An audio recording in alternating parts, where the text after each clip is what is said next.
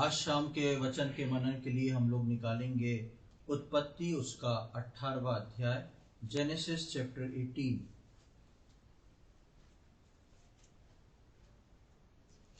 उत्पत्ति उसका 18वां अध्याय और उसका 17, 18 और 19 हम पढ़ेंगे। तब यहोवा ने कहा, यह जो मैं करता हूँ उसे क्या अब्राहम से छिपा रखूं? अब्राहम से तो निश्चय एक बड़ी और सामर्थी जाति उपजेगी और पृथ्वी की सारी जातियां उसके द्वारा आशीष पाएंगी, क्योंकि मैं जानता हूँ कि वह अपने पुत्रों और परिवार को जो उसके पीछे रह जाएंगे आज्ञा देगा कि वे यहोवा के मार्ग में अटल बने रहें और धर्म और न्याय करते रहें, ताकि जो कुछ यहोवा ने अब्राहम के विषय में कहा है उसे पूरा करे। यहाँ पर जब हम आते हैं उत्पत्ति में, तो परमेश्वर जो है वो अब्राहम के पास दूतों को भेज के बात करता है और परमेश्वर कुछ करने जा रहा होता है जिसके विषय में परमेश्वर अब्राहम को बताना चाहता है। वो बोलता है कि ऐसा कैसे संभव है कि मैं अपने दास को ना बताऊं। जब परमेश्वर उस बात को रखता है तो एक खास बात वहां पर सामने आती है, जिसको हम 19वीं आयत में देखते हैं। क्योंकि मैं जानता हूं कि वो अपने पुत्रों और परिवार को और जो उसके पीछे रह जाएंगे आज्ञा देगा कि वे यहोवा के मार्ग में अटल बने रहें और धर्म और न्याय करते रहें, ताकि जो कुछ यहोवा ने अब्राहम के विषय में कहा है उसे पूरा करे। परमेश्वर ने अब्राहम को आशीष दी थी और परमेश्वर ने जब अब्राहम को आशीष दी थी कि मैं जो हूं तुमको वो प्रॉमिस लैंड, तुम्हारी जो जनरेशन है उस प्रॉमिस लैंड पर पहुंचेगी और वो प्रॉमिस लैंड जो है मैं तुम्हारी जनरेशन को दूंगा। और यहाँ पर हम देखते हैं कि उसी के लगाव में कुछ बातचीत होती है, लेकिन इसमें एक अलग बात निकल के आती है और आज हम उस अलग बात को लेके कुछ बातों को परमेश्वर के वचन से देखेंगे। जिस प्रकार यहाँ लिखा है 19वीं आयत में कि क्योंकि मैं जानता हूं कि वो अपने पुत्र और परिवार को और उसके पीछे जो उसके पीछे रह जाएंगे। कौन के लिए लिखा है? वो यहाँ पर शब्द है, क्योंकि मैं जानता हूं कि वो यानी कि अब्राहम। परमेश्वर बोलता मैं जानता हूं कि अब्राहम जो है वो अपने पुत्रों को, अपने परिवार को और जो उसके पीछे आने वाले उसके लोग हैं उनको वो सारी बातें बताएगा, यहोवा के आज्ञा देगा कि यहोवा के मार्ग में अटल बने रहो और धर्म और न्याय करते रहो, ताकि जो कुछ यहोवा ने अब्राहम के विषय में कहा है उसे पूरा करे। यानी कि परमेश्वर ने एक रिवीजन करवाया, इस बात को बताया कि परमेश्वर क्या करने वाला है अब्राहम के लिए।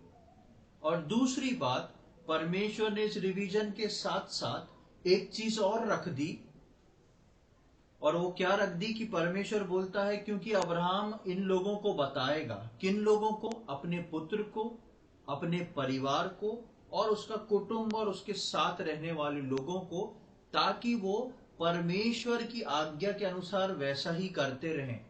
और क्यों करते रहें? ताकि परमेश्वर ने अब्राहम से जो वाचा बांधी है उसको परमेश्वर पूरा कर सके। आप समझ रहे हैं बात को? परमेश्वर अब्राहम को बता रहा है, उसके सिलसिले में कह रहा है परमेश्वर कि वो सारी बातें जो हैं अब्राहम अपने बच्चों को सिखाएगा, अब्राहम अपने परिवार को सिखाएगा, अब्राहम अपने पीछे आने वाले लोगों को सिखाएगा। 3 श्रेणी में अब्राहम को उसके लोगों को गिना गया है, उसका पुत्र, उसका परिवार और उसके पीछे उसके साथ उसके कुटुंब में रहने वाले लोग, यानी कि उसके पीछे वाले लोग। उन सब के लिए परमेश्वर बोल रहा है कि अब्राहम को मैंने बता दिया है और अब्राहम इन लोगों को बताएगा और इनको तैयार करेगा ताकि ये परमेश्वर की आज्ञा को सीखें, आज्ञा को समझें, परमेश्वर के वचन के अनुसार चलें। ताकि ये जो ताकि है ये बहुत इंपॉर्टेंट है, ताकि ये लोग जो हैं परमेश्वर को सहायता कर दें कि परमेश्वर इनके लिए जो परमेश्वर ने अब्राहम से वाचा बांधी है, परमेश्वर उस वाचा को पूरी कर सके। अगर ये लोग भटक जाएंगे तो परमेश्वर का भला ही प्रेम अब्राहम के साथ कितना भी क्यों ना हो, परमेश्वर ना चाह के भी ऐसा कर नहीं पाएगा। और हम देखते हैं कि जब 40 साल जंगल में यात्रा हो रही थी तो कई ऐसे लोग थे जो अब्राहम की संतान होके होके आगे बढ़े, इजरायली बने। कई ऐसे लोग थे जो परमेश्वर को उस रीति से उसकी आज्ञाओं को पूरा नहीं कर पाए, परमेश्वर के वचनों के अनुसार नहीं चल पाए, और परमेश्वर ने उनको जंगल में ही ढेर कर दिया। वो प्रॉमिस लैंड तक नहीं पहुंच पाए और परमेश्वर ने आखिरकार बोल दिया कि 20 वर्ष से अधिक जितने भी हैं वो नहीं जा पाएंगे। क्यों? क्योंकि वो उस बात को जो अब्राहम ने रखी थी, उस बात को जो अब्राहम ने सिखाई थी, वो उसको फॉलो नहीं कर पाए। परमेश्वर तो चाहता था, इसीलिए तो 6 लाख से ऊपर इजरायलियों को मिस्र से बाहर निकाल के लेके गया था। वो परमेश्वर सबको उस वाचा को पूरी करने वाला था जो परमेश्वर ने अब्राहम से करी थी, और उस वाचा के तहत परमेश्वर सबको उस प्रॉमिस लैंड में पहुंचाना चाहता था। लेकिन वो लोग, या हम कहें वो परिवार जो अब्राहम से आगे बढ़ा, वो उसमें कई लोग जो थे वो उसमें सफल नहीं हो पाए और इसलिए वो रोक दिए गए। उद्धार में आने के बाद विश्वासी जीवन में बहुत ही अहमियत रखता है एक मसीह परिवार। विश्वास में आने के बाद एक बहुत ही अहमियत रखता है एक मसीह परिवार। वो परिवार जिसने प्रभु यीशु मसीह को अपना उद्धारकर्ता के रूप में ग्रहण किया, वो परिवार जो प्रभु के अनुसार चल रहा है। नए नियम के विश्वासियों के जीवन में भी यही हिदायत है कि एक मसीही परिवार जो है वो परिपक्व होना चाहिए। एक मसीह परिवार जो है वो ऐसा होना चाहिए जो पूरी तरह परमेश्वर की आज्ञा मानते हुए परमेश्वर के पीछे पीछे चल सके। परमेश्वर चाहता है, कई बार ये बात जो है ये व्यक्तिगत विश्वासी के लिए नहीं है। हम सब अपने जीवन में व्यक्तिगत विश्वासी हैं, लेकिन ये एक व्यक्तिगत विश्वासी की जिम्मेदारी होती है कि वो अपने परिवार को एक मॉडल परिवार बना के, विश्वासी परिवार बना के रखे। कोई भी परिवार में से आप कहीं भी देखें जहां सुसमाचार सुनाया जाता है, कोई भी परिवार में से बहुत कम ऐसा होता है कि एक बार में पूरे लोग उद्धार में आ गए। कई लोग जल्दी आते हैं, कई लोग उसमें थोड़ी देर बाद आते हैं, फिर बाकी लोग बाद में आते हैं। ऐसा कई जगह पर होता है। लेकिन जहां पर परमेश्वर एक विश्वासी को चुन लेता है, वो उस विश्वासी की जिम्मेदारी बन जाती है कि अपने परिवार को साथ लाके उस प्रॉमिस लैंड का भागी बनाना। यदि हम अपने परिवार को, यदि हम अपने लोगों को प्रभु की आज्ञा नहीं सिखाएंगे, प्रभु के बारे में नहीं बताएंगे, तो वो कभी भी उस जगह पर नहीं पहुंच पाएंगे जो जगह परमेश्वर ने रखी है। इसलिए परमेश्वर यहाँ पर बोलता है, मुझको मालूम है अब्राहम जो है वो कैसा है।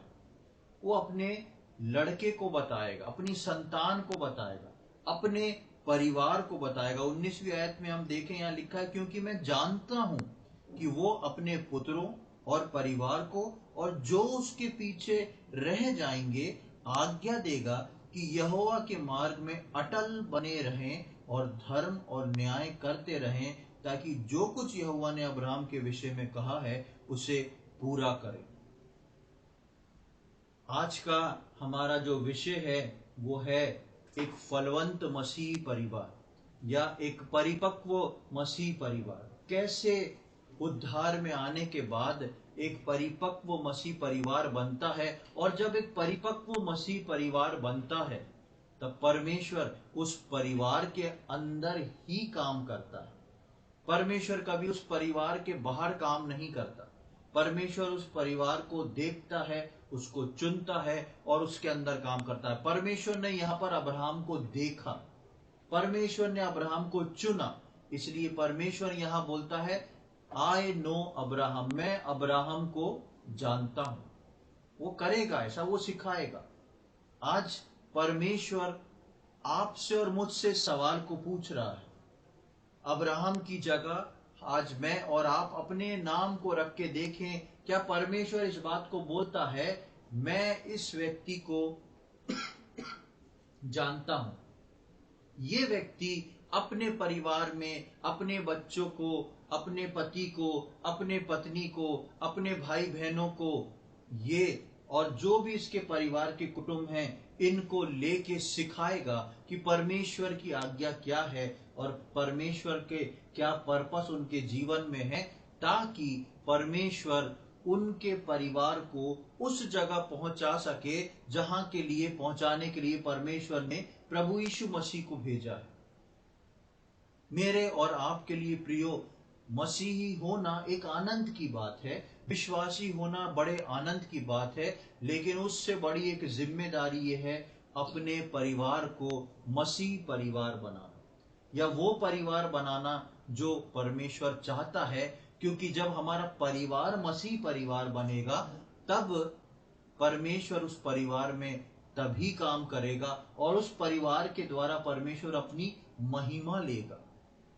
परमेश्वर ऐसे परिवार में कभी काम नहीं करता, चाहे वो परिवार विश्वासी क्यों ना हो पूरा, अगर वो विश्वास में निर्भर है, परमेश्वर में बने हुए नहीं है, तो परमेश्वर कभी भी उस परिवार में से अपनी महिमा को नहीं ले सकता, अपनी ग्लोरी को नहीं ले सकता, अपने काम को नहीं कर सकता, अपने पर्पस को नहीं बता सकता।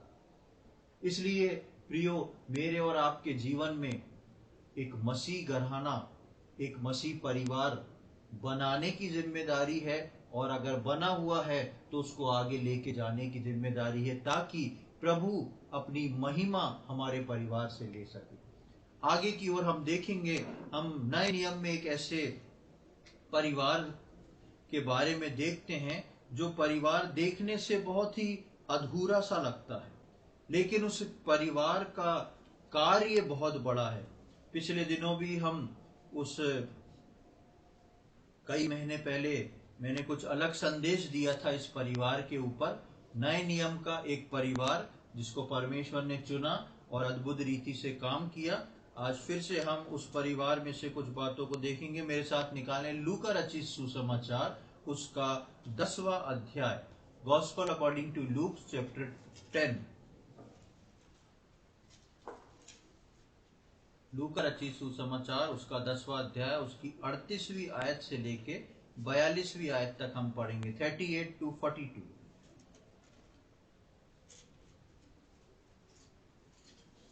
जब वे जा रहे थे तो वह एक गांव में गया और मार्था नामक एक स्त्री ने उसे अपने घर में उतारा।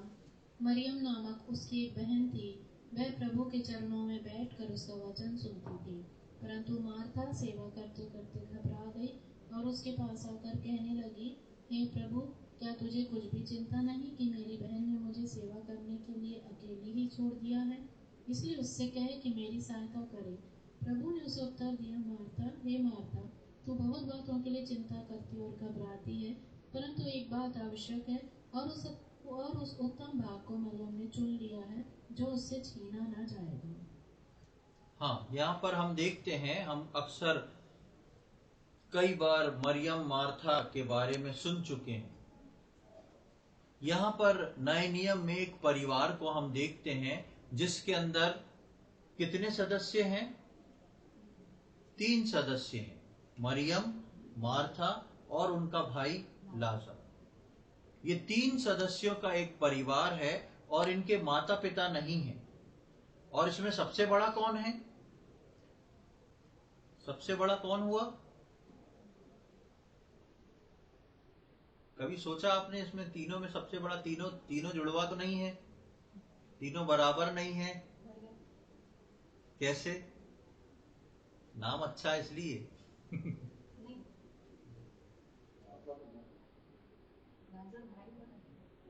अब भाई जरूरी थोड़ी ना है कि बड़ा हो। देखिए, यहाँ पर एक बात लिखी है, आप उसको पहली आयत में आप देख सकते हैं।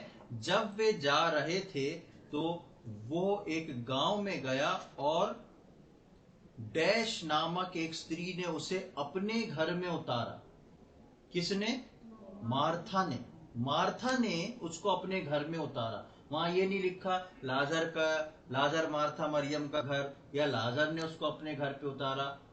ऐसा प्रूफ भी नहीं है कि मार्था ही हो, लेकिन बाइबल पंडित जब इस बात को रखते हैं और देखते हैं तो वो बताते हैं कि मार्था जो थी वो सबसे बड़ी बहन थी, जो एक जिम्मेदार थी। तो इसके अंदर सबसे बड़ी बहन के रूप में हम देखते हैं मार्था को, और उसके बाद मरियम और लाजर को। यहां पर एक अच्छे मसीह परिवार का चित्रण हमको देखने को मिलता है। माता पिता का कोई जिक्र नहीं है, क्योंकि मार्था का नाम आ रहा है, इसका मतलब जो है वो उनके माता पिता नहीं है। नहीं तो बाइबल में आप देखेंगे तो जो भी जिक्र आता है माता पिता के नाम के थ्रू आता है। यहाँ पर सीधा मार्था का नाम आया है, यानी कि ये 3 भाई बहन जो थे ये साथ में रहते थे, और लिखा है कि वहां पर मार्था ने उनको अपने घर में उतारा। अब आगे हम देखते हैं सबसे बड़ी बात, इस परिवार की 3 खास खूबियों को हम देखेंगे। पहली चीज हम देखते हैं कि प्रभु यीशु मसीह को अपने घर में उतारना। ये मार्था मरियम और लाजर जो हैं ये पहले से प्रभु को जानते हैं, कुछ समय पहले से जानते होंगे, क्योंकि ये घटना जो हम देखते हैं ये एकदम एक बार की नहीं लगती। हो सकता है कि यीशु मसीह का पहला विजिट जरूर इनके घर में हो, लेकिन ये यीशु मसीह को जानने वाले लोग हैं। इनने कभी सुसमाचार सुना है, और ये यहूदी लोग हैं। ये जो तीनों भाई बहन हैं ये यहूदी लोग हैं, क्योंकि इनके नाम जो हैं वो यहूदी हैं। ये यहूदी लोग हैं। और सबसे पहली चीज जो एक परिवार में, प्रभु के परिवार में देखी जाती है, वो काम यहाँ पर मार्था करती है। मार्था अपनी जिम्मेदारी को समझती है। मार्था इनमें सबसे बड़ी है।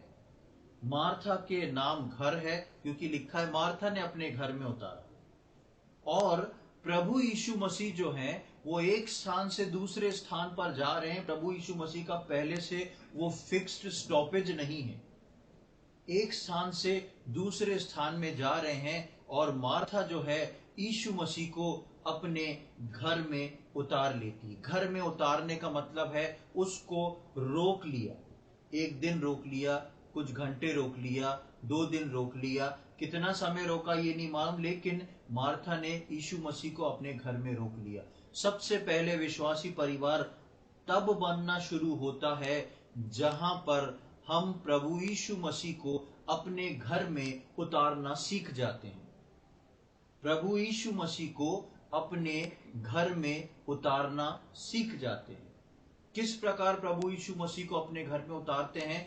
प्रभु को अपने घर में सर्वप्रथम स्थान देना, और साथ साथ प्रभु को अपने घर में जो है पहला समय और पहला स्थान देना। पहला समय, पहला स्थान। हम देखते हैं कि अपने परमेश्वर के लिए, प्रभु के लिए, वो मसीह घर जो अपने प्रभु के लिए समय को निकालता है, एक निर्णय को लेता है, और अपने परिवार के द्वारा परमेश्वर को आदर देता है। 3 बातों को हम देखते हैं, समय को निकालता है, निर्णय लेता है, आदर देता है। सबसे पहले वो अपने परमेश्वर के लिए समय को निकालता है। व्यस्तता में होते हुए भी निकालता है कि मेरे मन में इच्छा है मेरे घर में मेरा प्रभु आए। मेरे घर में इच्छा है कि मेरे घर में प्रभु का वचन सुनाया जाए। मेरी इच्छा है कि मेरे घर के अंदर प्रभु का नाम जो है पवित्र माना जाए। मेरी इच्छा है कि मेरे घर के अंदर परमेश्वर का राज्य आए। हमारा निर्णय और हमारी सोच दोनों प्रभु को अपने घर में उतारने के लिए बहुत आवश्यक है। और तीसरी चीज है आदर देना। परमेश्वर को बड़े आदर के साथ अपने घर में उतारना। परमेश्वर के कार्यों के लिए अपने हाथ को बढ़ाना। परमेश्वर के कार्यों के लिए अपने आप को अवेलेबल करना। वो है परमेश्वर को अपने पास बुलाना। ये मार्था, मरियम और लाजर जो थे वो यूं ही कोई व्यक्ति नहीं थे, इनका भी कुछ काम था। ये भी व्यस्त रहने वाले लोग थे। वहां से प्रभु यीशु मसीह जा रहे हैं, डिसीजन मार्था ने लिया और पर प्रभु यीशु मसीह को अपने घर में उतार लिया। प्रियो, मेरे और आपके जीवन में यदि आप चाहते हैं कि मेरा और आपका परिवार जो है एक मसीह परिवार बन जाए, तो एक समय निकाल के एक निर्णय लेना बहुत जरूरी है कि यीशु मसीह को मैं अपने घर में उतार दूं। यीशु मसीह के लिए मैं अपने घर के दरवाजों को खोल दूं। यीशु मसीह को आदर देने के लिए मैं अपने एक जीवन में मजबूत निर्णय को ले लूं। आसान नहीं होगा, मार्था के लिए आसान नहीं था। क्यों? क्योंकि उसे मालूम था यीशु मसीह एक स्थान से दूसरे स्थान पे जा रहे हैं। यीशु मसीह को अपने घर में उतारना मतलब उसके आगे पीछे जितने लोग चल रहे हैं ना, उन सबको अपने घर में उतारना। टेंशन का काम है कि नहीं? आप एक जन को इनवाइट करें, उसके साथ 100 जने आ जाए तो आपको भारी पड़ेगा कि नहीं पड़ेगा? घर में जगह ही नहीं होगी बैठाने की। ये मार्था ने इस चीज को सोचने के बावजूद इस निर्णय को लिया, चाहे कुछ हो, यीशु मसीह तो मेरे घर आएगा ही आएगा। यीशु मसीह को अपने घर लाने के लिए हो सकता है मुझको और आपको कुछ ना कुछ प्राइस पे करना पड़े, चाहे वो शारीरिक हो, चाहे वो मानसिक हो, चाहे वो फाइनेंशियल हो, चाहे वो किसी और तरीके का हो। लेकिन मार्था जो थी वो इस डिसीजन को ले नहीं पाती। उसको मालूम था यीशु मसीह आएगा, साथ में 12 चेले तो आएंगे। कितने हो गए? 13 जने हो गए, और आगे पीछे जो 15-15 भी हम गिन लें तो 30 जने ये हो गए। तो एक बड़ी भीड़ जो है उसके घर में घुसेगी, और जब तक यीशु मसीह रहेगा वो रहेंगे। यीशु मसीह को एक गिलास पानी पिलाएगी तो उसको भी पिलाना पड़ेगा, यीशु मसीह को कुछ खिलाएगी तो उसको भी खिलाना पड़ेगा। केवल यीशु मसीह को बुला के वचन सुनने का काम नहीं था, लेकिन वो आदर देना चाहती थी अपने परिवार की तरफ से। इसलिए उसने एक निर्णय लिया, समय निकाला, यीशु मसीह को आदर दिया और यीशु मसीह को अपने घर में उतार लिया। इसलिए हम पढ़ते हैं 38वीं आयत में, जब वे जा रहे थे तो वो एक गांव में गया और मार्था नामक एक स्त्री ने उसे अपने घर में उतारा। इस प्रकार मार्था ने अपने बड़े होने के उस कार्य को पूरा किया। दूसरी बात हम देखते हैं कि मार्था, मरियम और लाजर ने उस बोझ को उठाया। यीशु मसीह को अपने घर पे उतारना जो है वो एक मसीही बोझ उठाना है। बोझ इस बात का नहीं कि लोगों को खिलाना पिलाना है, वो एक अलग कैटेगरी का बोझ है। यीशु मसीह को अपने घर उतारना मतलब एक बर्डन को आपको उठाना पड़ेगा, और वो है आत्मिक बर्डन। प्रभु यीशु मसीह को आप अपने घर में चाहते हैं तो कुछ भार तो आपके ऊपर आएगा ही आएगा। और हम यहाँ पर देखते हैं कि वो यीशु मसीह को अपने घर उतारती है और किस प्रकार का शारीरिक भार आता है। जैसा मैंने बताया, यीशु मसीह के पीछे जब यीशु मसीह एक स्थान से दूसरे स्थान पर जाता था, बहुत सारे लोग उसके साथ साथ चलते थे। अब यदि कोई यीशु मसीह को अपने घर में बुलाता था तो वो चलते में तो वो पूरी की पूरी सड़क पे जितने थे यीशु मसीह के साथ सब अंदर आ जाते हैं। आप बाइबल में कई ऐसे इंसिडेंट्स हैं, आप देखेंगे तो आपको समझ में आ जाएगा। लेकिन यीशु मसीह यहूदी, यीशु मसीह के साथ आगे पीछे चलने वाले यहूदी, और जो इनवाइट कर रहा है वो भी यहूदी, मार्था, मरियम और लाजर। अब जब डिसीजन मार्था ने ले लिया, प्रभु को आदर देने के लिए समय निकाल के एक निर्णय ले लिया, अब उसका बोझ उठाना है। क्या है बोझ? यीशु मसीह अंदर घुसेगा, पूरी भीड़ अंदर घुसेगी, और यहूदियों के घर में ऐसा नहीं है कि चप्पल उतारे और अंदर आ गए। यहूदियों के घर में एक विधि है। क्या विधि है?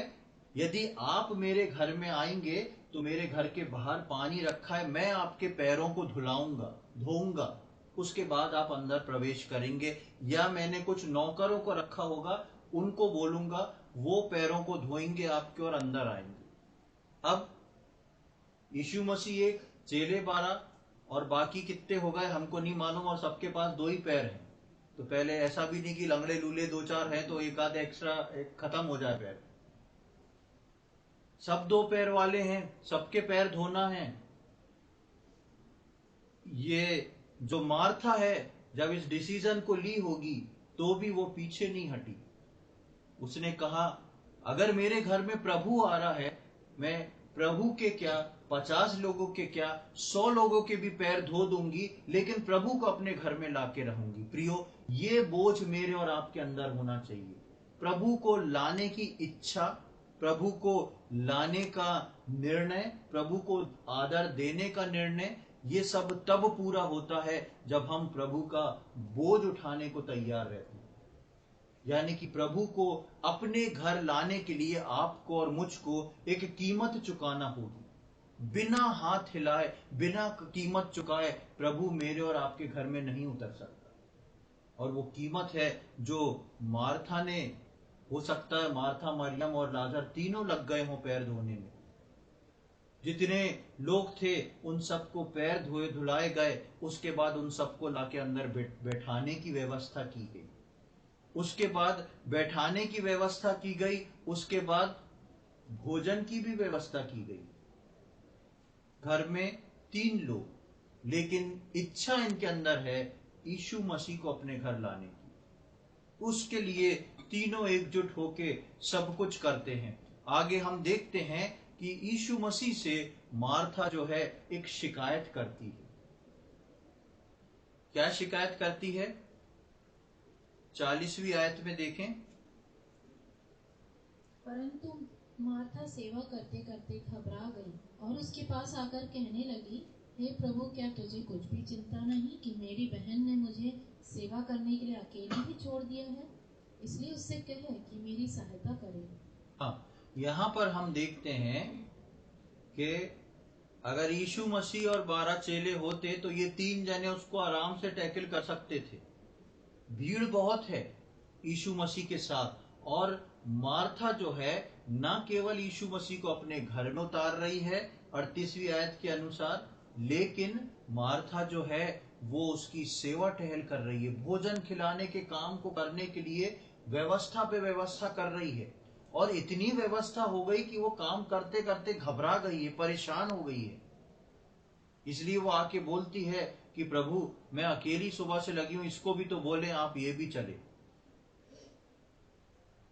पर प्रभु यीशु मसीह को यदि मैं और आप अपने घर में लाना चाहते हैं, उतारना चाहते हैं, तो मुझको और आपको वो बर्डन उठाना पड़ेगा। हो सकता है हम उसको उठाने में घबरा जाएं, हो सकता है हम उसको उठाने में हाफ जाएं, लेकिन प्रभु के लिए यदि आप कुछ करते हो तो प्रभु जो है उसको कई गुना अधिक आपके जीवन में पूरा करता है। और ये इस बात का सबूत देता है कि आपका परिवार जो है वो प्रभु में एक परिवार है।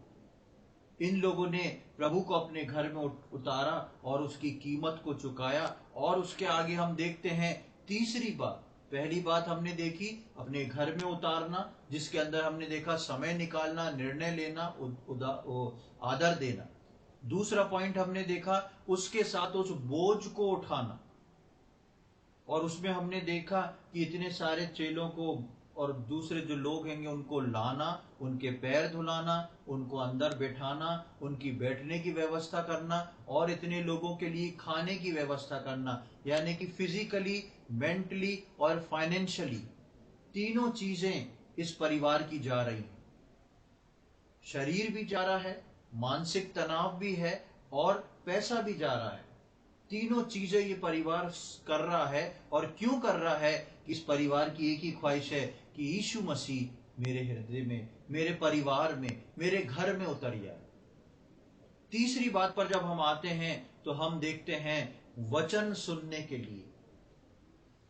अब यीशु मसीह को उन्होंने इसलिए अपने घर उतारा कि यीशु मसीह के साथ संगति करें और उसके साथ वचन सुने, वचन को अपने घर में, अपने हृदय में, अपने जीवन में आदर देने के लिए। ये चाहते हैं कि परमेश्वर के राज्य की और बातें सुने, परमेश्वर के राज्य की और बात सुन के अपने आप को और प्रभु के लिए तैयार करें। इसलिए ये यीशु मसीह को अपने घर उतारने को तैयार हुए, इतने सारे लोगों को खाना खिलाने को तैयार हो गए, इतने सारे लोगों को के पैर धुलाने को तैयार हो गए। क्यों? क्या मिलेगा? वचन मिलेगा, प्रभु यीशु मसीह की बातें मिलेंगी, प्रभु यीशु मसीह का वचन मिलेगा, और हम प्रभु यीशु मसीह के वचन को सुन के और अधिक तैयार हो जाएंगे। प्रियो, मेरे और आपके जीवन में यीशु मसीह को अपने घर में लाना, उस बोझ को उठाना और वचन की लालसा को देखना। और हम देखते हैं कि मार्था जो थी इसलिए परेशान होकर घबरा के आ गई, क्योंकि उसके अंदर न केवल बोझ है, दबाव है, परेशान है, घबरा रही है, लेकिन उसको एक प्रॉब्लम और हो रहा है जो कि हिडन है, छुपी हुई है। क्या हो रही है? नहीं, वो तो बोल ही देती है सामने, वो छुपा रही है। वो औरतें ज्यादा छुपा भी नहीं पाती है, बोल ही देती है। बहन जो है उसको एक तकलीफ ये हो रही है, उसको मालूम है ये सब होना जाना है, चलो मैं हमेशा वही काम करती हूँ।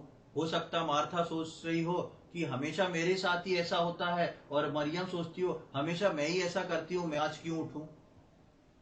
तो वो तो दोनों बहनों का आपस का है, उसको हम छोड़ें। लेकिन मार्था, एक चीज मार्था के अंदर चुभ रही है, और वो क्या है? मरियम तो बैठ के वचन सुन ले रही है, मैं नहीं सुन पा रही। यीशु मसीह को घर में उतारा किसने? मैंने। खाना खिलाया किसने? मैंने। पैर धुलाए किसने? मैंने। और मलाई मक्खन कौन खा रहा है? मरियम खा रही है। इसीलिए यीशु मसीह ने बोला, तू बहुत सारी बातों की लिए चिंता करती है, पड़ा रहने दे, सही हो जान दे, व्यवस्था जैसी हो गई हो जान दो।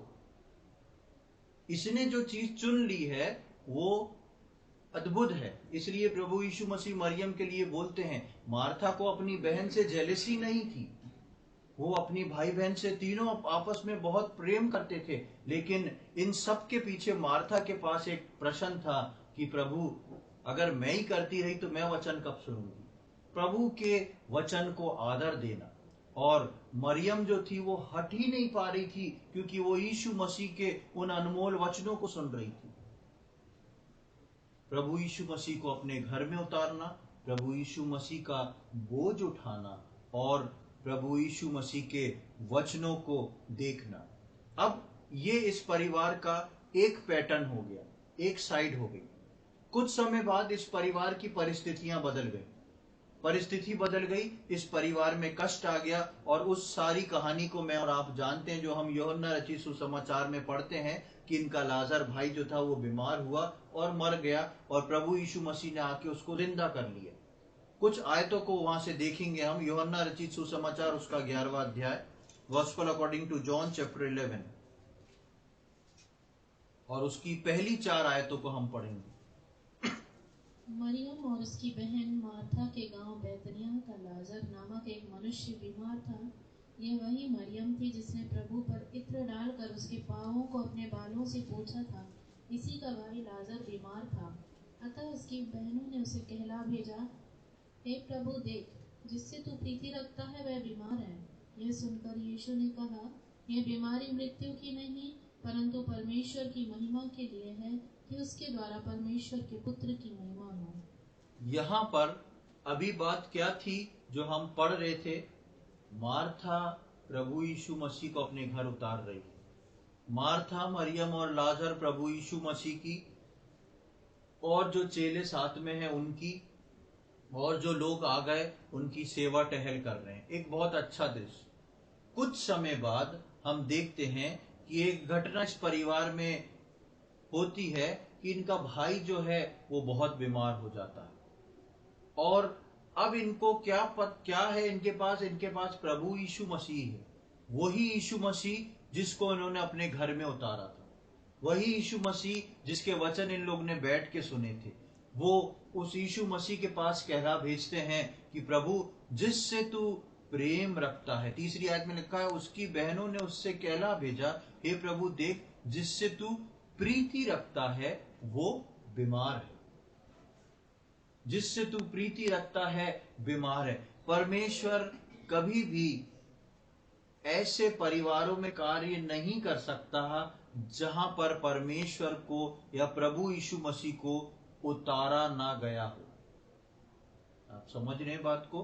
प्रभु यीशु मसीह परमेश्वर पिता ऐसे परिवार में काम करने में असमर्थ है, ऐसे परिवार में आश्चर्य कर्म, ऐसे परिवार में अपनी महिमा दिखाने में असमर्थ है, जिस परिवार ने प्रभु को अपने घर में स्थान ना दिया।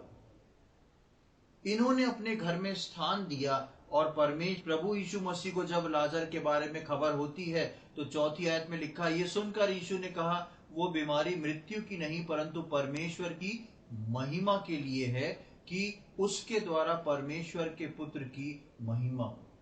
परमेश्वर को अब उस परिवार से, जिस परिवार ने परमेश्वर को, प्रभु यीशु मसीह को अपने घर में उतारा था, जिस परिवार ने परमेश्वर का प्रभु यीशु मसीह को उतार के और सारे लोगों का बोझ उठाया था, जिस परिवार ने वचन सुनने में मन लगाया था, अब समय आया है कि प्रभु अपनी महिमा उस परिवार के द्वारा दिखाए। इसलिए यहां पर प्रभु जैसे ही सुनता है, बोलता है, मुझे मालूम है ये क्या है। और प्रभु बोलता है, दूसरे शब्दों में बोलूं तो प्रभु बोलता है कि ये वो महिमा अब मैं प्रकट करने जा रहा हूं जिसका बीज तुमने उस दिन जब मैं जा रहा था, जब मुझको अपने घर में उतारा था, मेरे साथ लोगों को उतारा था, मेरा और लोगों का बोझ उठाया था, आदर दिया था, वचन सुनने में पूरा परिवार लग गया था, फाइनेंशियली, मेंटली, फिजिकली, तीनों रीति से तीनों भाई बहन लगे हुए थे। प्रभु कहता है, अब ये वो समय आ रहा है कि इस परिवार के द्वारा मैं अपनी महिमा जो है प्रकट करूं। और आगे जब हम बढ़ते हैं तो हम देखते हैं कि प्रभु यीशु मसीह का प्रेम जो था वो इस परिवार के साथ बहुत था। बहनें उसको लिखती हैं, जिससे तू प्रीति रखता है, जिससे तुझे बहुत प्रेम है, वो बीमार है। हम देखते हैं उसके आगे हम 11वें अध्याय की 17वीं आयत को पढ़ेंगे। वहां पहुंचने पर यीशु को यह मालूम हुआ कि लाजर को कब्र में रखे 4 दिन हो चुके हैं। 17 से 21 तक पढ़ेंगे। बैतनिय्याह यरूशलेम के समीप कोई 2 मील की दूरी पर था। बहुत से यहूदी मार्था और मरियम के पास उनके भाई की मृत्यु पर शांति देने के लिए आए थे। जब मार्था ने यीशु के आने का समाचार सुना तो उससे भेंट करने को गई, परंतु मरियम घर में बैठी रही। मार्था ने यीशु से कहा, हे प्रभु, यदि तू यहाँ होता तो मेरा भाई कदापि न मरता। हाँ, अब इसी की 32वीं आयत को और पढ़ लें। 32। जब मरियम वहां पहुंची जहां यीशु था तो उसे देखते ही उसके पांवों पर गिर पड़ी और कहा, हे प्रभु, यदि तू यहाँ होता तो मेरा भाई न मरता। दोनों बहनें यीशु मसीह से, अब लाजर जो मर गया है, लाजर को मरे 4 दिन हो गए हैं, यीशु मसीह जा रहा है, पहले मार्था मिलती है, फिर मरियम मिलती है, और दोनों बहनें यीशु मसीह को एक ही बात बोलती हैं, प्रभु यदि आप होते तो मेरा भाई नहीं मरता। उनके मन में बहुत सारे विचार, बहुत सारी बातें होंगी कि प्रभु मेरे घर में आए थे, प्रभु अगर होते, हमसे इतना प्रेम करते हैं, और अगर प्रभु जल्दी आ जाते तो हमारे भाई को चंगा कर देते और हमारा भाई नहीं मरता। बहुत सारे सवाल थे, लेकिन प्रभु को उनके घर से महिमा को प्रकट करना था। प्रभु भी दुखी था, और हम इसके 35वीं आयत में देखते हैं तो वहां पर 35 वहां लिखा है, यीशु रोया। यीशु मसीह के लिए लिखा है रोया। और उसकी 36वीं आयत में हम देखते हैं, तब यहूदी कहने लगे, देखो वो उससे कितना प्रेम करता था। यीशु मसीह क्यों आया है लाजर की कब्र में? यीशु मसीह लाजर की कब्र पर क्यों आया है? अगरबत्ती लगाने, फूल लगाने, उसको जिंदा करने के लिए आया है। लेकिन यीशु मसीह का प्रेम लाजर के लिए, मरियम और मार्था के लिए इतना गहरा है। यीशु मसीह इस बात को जानता, पहले से जानता, तभी वो कह रहा है कि ये मृत्यु जो है प्रभु की महिमा के लिए है। यीशु मसीह को मालूम है 4 दिन बाद जाना है मुझे, और कब्र को खोल के उस मरे हुए को बाहर जिंदा करके निकालना है। लेकिन यीशु मसीह का प्रेम उस परिवार के लिए देखिए कि वो मरियम और मार्था की स्थिति को देख नहीं सका। यीशु मसीह को मालूम है कि मैं अभी इसको जिंदा करके लाने वाला हूं, लेकिन यीशु मसीह का प्रेम मरियम, मार्था और लाजर के लिए जो था, वो लिखा है यीशु रोया। बाइबल में एक ही जगह आपको ये वर्ष मिलेगी, इसलिए इसको एक अलग से एक वर्ष दिए, 2 शब्दों की वर्ष, यीशु रोया। ये परिवार की घनिष्ठता यीशु मसीह के साथ इतनी ज्यादा थी कि यीशु मसीह जानता था कि मैं अभी सब कुछ अच्छा करने वाला हूं, सब खुश हो जाएंगे, ये जिंदा हो जाएगा। लेकिन उसके बाद भी यीशु मसीह रोया उनकी परिस्थिति देख के, क्योंकि यीशु मसीह जो था उनसे प्रेम करता था। क्यों करता था? क्योंकि ये वो परिवार था जब इनको जरूरत नहीं थी, जब इनको कुछ चीज की आवश्यकता नहीं थी, तब बिना काम के, बिना आवश्यकता के इनने यीशु मसीह को अपने घर में उतार लिया था। इन्होंने यीशु मसीह से वचन सुन लिया था। आप देखेंगे नए नियम में ऐसी चीजें भरी हुई हैं कि लोग यीशु मसीह के पास आते थे ये बोलने, प्रभु मैं बीमार हूं, मुझे चंगा कर दे, मैं अंधा हूं, मैं देखने लगूं, मैं गूंगा हूं, मैं बोलने लगूं। सबके पास यीशु मसीह के पास आने के लिए एक कारण था, एक रीजन था, एक आवश्यकता थी उनकी। लेकिन इस परिवार ने यीशु मसीह को तब अपने घर उतारा जब इनके पास आवश्यकता नहीं थी। और करते क्या थे? यीशु मसीह का वचन सुनते थे। जो विश्वासी अपने जीवन में, अपने परिवार में यीशु मसीह को उतारना जान जाते हैं, उतारना सीख जाते हैं, यकीन जानिए आपकी हर खुशी में, आपके हर दुख में प्रभु यीशु मसीह आपके साथ खड़ा होता है। वो आपके खुश होने से खुश होता है, आपके दुखी होने से वो दुखी होता है, आपकी निराशा में वो आपकी सहायता करना चाहता है। लेकिन सवाल ये उठता है, क्या हमने पहले प्रभु को अपने घर उतारा है? इस परिवार के लोगों ने यीशु मसीह को अपने घर में उतारा था। आज यीशु मसीह सब ठीक करने जा रहा है, फिर भी यीशु मसीह रो रहा है, क्योंकि इस परिवार से यीशु मसीह जो है वो बेहद प्रेम करता है। और हम उसके 11वें अध्याय के 43 और 44वीं आयत में देखते हैं कि प्रभु यीशु मसीह जो है लाजर को आवाज देता है और उठा के खड़ा कर देता है, जिंदा हो जाता है। उस परिवार की परिस्थिति बदल जाती है। अब हम 12वें अध्याय में आ जाएं यूहन्ना के, और 12वें अध्याय की पहली 3 आयतों को पढ़ेंगे। यीशु फसह से 6 दिन पहले बैतनिय्याह में आया, जहाँ लाजर था जिसे यीशु ने मरे हुओं में से जिलाया था। वहाँ उन्होंने उसके लिए भोजन तैयार किया, और मार्था सेवा कर रही थी, और लाजर उनमें से एक था जो उसके साथ भोजन करने के लिए बैठे थे। तब मरियम ने जटामासी का आधा सेर बहुमूल्य इत्र लेकर यीशु के पांवों पर डाला, और अपने बालों से उसके पांव पोंछे, और इत्र की सुगंध से घर सुगंधित हो गया। यहाँ पर हम देखते हैं परिवार वही है, यीशु मसीह वही है, घटना दूसरी है। इस परिवार में पहले प्रभु यीशु मसीह को उतारा, दूसरी बार लाजर मर गया, अब तीसरी बार या दूसरी घटना, या हमें नहीं मालूम कितने विजिट हुए थे, लेकिन दूसरी बार यीशु मसीह जो है वो इनके घर में।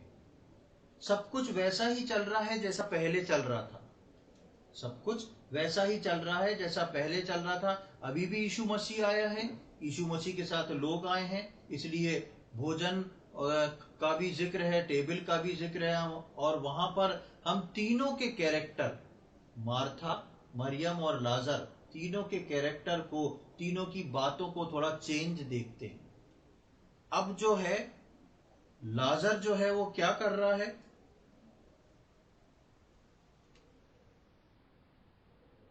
दूसरी आयत के लास्ट लाइन में, और लाजर उनमें से एक था जो उसके साथ भोजन करने के लिए बैठे थे। यानी कि काफी जने बैठे थे, और अब उस टेबल पे लाजर को बिठाया गया था। पहले हो सकता होगा कि लाजर भी मदद कर रहा हो, कुछ कर रहा हो, लेकिन आज प्रभु यीशु मसीह के उस टेबल पे लाजर की उपस्थिति है। हम देखते हैं मार्था के विषय में दूसरी आयत में, वहां उन्होंने उसके लिए भोजन तैयार किया और मार्था क्या कर रही थी? सेवा कर रही थी। मार्था पहली घटना में क्या कर रही थी? तब भी सेवा कर रही थी। आज भी मार्था सेवा कर रही है, लेकिन पहली घटना के समय में मार्था यीशु मसीह के पास पहुंच गई थी। लेकिन अब मार्था के पास कोई सवाल नहीं है। अब मार्था को यह बोलना ही नहीं है कि प्रभु मैं काम करते करते थक गई हूं। क्यों? क्योंकि मार्था अब यीशु मसीह के प्रेम को समझ गई। मार्था ने यीशु मसीह को अपने घर में उतारा। यीशु मसीह ने मार्था, मरियम और लाजर से बेहद प्रेम किया, लेकिन अब मार्था जो है वो यीशु मसीह को पूरी तरह जान चुकी है। अब उसके पास कोई प्रश्न नहीं है, कोई प्रॉब्लम नहीं है उसको कि प्रभु अब देखिए ना, फिर से वैसा ही हो रहा है, फिर से ऐसा हो रहा है, कुछ नहीं। और मरियम क्या कर रही है? इस बार मरियम बैठ के सिर्फ वचन नहीं सुन रही है। हम तीसरी आयत में देखते हैं, तब मरियम ने जटामासी का आधा सेर बहुमूल्य इत्र लेकर यीशु के पांव पर डाला और अपने बालों से उसे पोंछने लगी। मार्था जो है, इन लोगों को घर पे बुला के खिलाना ऑलरेडी एक बड़ा बजट की चीज हो गई। उसमें मरियम जो है बहुमूल्य इत्र लाई, छोटा मोटा इत्र नहीं लाई, और आधा सेर, यानी कि आप कैसा भी समझ ले तो 2 पैर धोने के लिए कितना पानी रख जाता है। थोड़ा तो लगेगा, 2 मग्गा तो लगेगा ही लगेगा, कितना भी आप कंजूसी से धोएं, लेकिन उतना वो इत्र ला रही है और वो यीशु मसीह के पैर पे डाल रही है और यीशु मसीह के पैर को अपने बालों से पोंछ रही है। और लिखा है उस सुगंध से पूरा घर जो है भर गया है। आज मरियम जो है केवल वचन को सुनने वाली नहीं रही, मरियम जो है प्रभु यीशु मसीह की आराधक बन गई। आज उस वचन को यीशु मसीह ने उस वचन को उसके अंदर दोबारा जिंदा कर दिया। वो समझ गई, इस वचन को बहुत सुन लिया, वचन भी सुन रही है, लेकिन अब प्रभु यीशु मसीह की आराधना कर रही है और उसकी आराधना की खुशबू से पूरा घर जो है वो सुगंध से भर गया है। प्रियो, ये है एक मसीही परिवार। विश्वासी होना बड़ी बात नहीं है, लेकिन विश्वासी होकर अपने परिवार को प्रभु में लाना, अपने परिवार के अंदर यीशु मसीह को उतारना और उसका बोझ उठाना, वचन को आदर देना, वचन को सुनना, ये मेरे और आपके लिए बहुत जरूरी है। क्यों? क्योंकि जो बातें, जो प्रतिज्ञाएं परमेश्वर ने आपके परिवार के लिए की हैं, वो तब पूरी होंगी जब आप अब्राहम के अनुसार, अब्राहम के जैसे अपने बच्चों को, अपने परिवारों को, आपके पीछे आने वालों को इस बात को बताएंगे कि प्रभु की आज्ञा क्या है, कैसे करना है। मैं और आप बच गए इतना काफी नहीं है, हम अपने परिवार के लिए प्रभु के बोझ को उठाएं।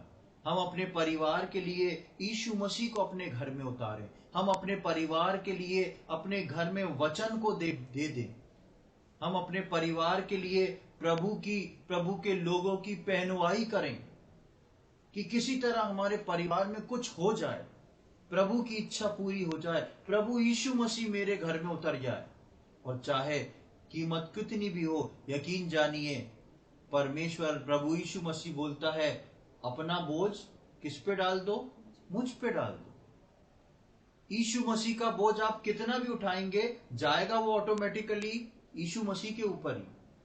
लेकिन प्रभु आपका निर्णय, प्रभु आपका समय, प्रभु आपकी इच्छा को देखता है कि आप प्रभु में क्या करना चाहते हैं, आपके अंदर कितना बोझ है कि आपके परिवार में यीशु मसीह उतर जाए। प्रियो, आने वाले दिनों में प्रभु हम में से प्रत्येक की सहायता करे कि मैं और आप इस बोझ को उठाएं, यीशु मसीह को अपने घर में उतारें और एक तैयारी का जीवन न केवल खुद जिए, लेकिन अपने परिवार को भी हम तैयार करें, ताकि वो प्रभु के बोझ को उठाते हुए उस मरियम, लाजर और मार्था के समान उनके जीवन, उनका घर जैसे खुशबू से भर गया, वैसा मेरा और आपका जीवन और घर भी खुशबू से भर जाए। प्रभु इन वचनों को समझने में हमें से प्रत्येक की सहायता करे। प्रभु के नाम की महिमा हो।